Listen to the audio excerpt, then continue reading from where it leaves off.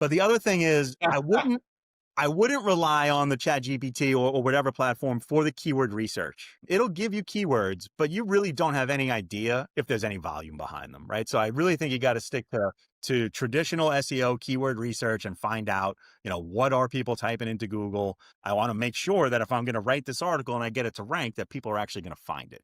In like SCM ranking or search stats, one of those tools that do that. What I always find annoying is it's like their volume's always like national. It's like you never could get a real accurate result of how much traffic locally Yeah, is but real I think for a because particular term. they don't know how are they gonna track that?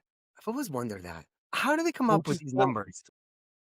sorry, one other thing. There's so the other part is if 90% of the traffic's not going to the website anymore, what does that actually mean then? You That's know what the I mean? thing, yeah. Like we're talking like where are your stats coming from? Because it seems it should be getting 90% less than what you were stating 2 years ago. But it's I don't know. Like I have issues with those type of I do like Moz.com and actually SE ranking's a good one. Those two I like for keyword tracking, audit and stuff.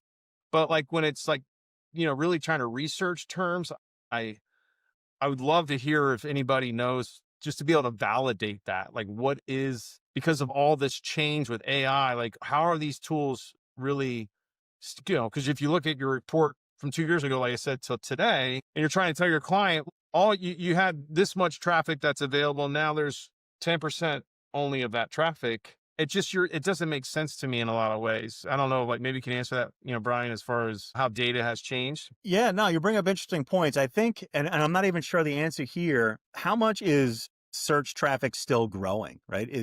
Does Google see growth in search traffic year over year? Because that's going to affect those numbers a little bit too.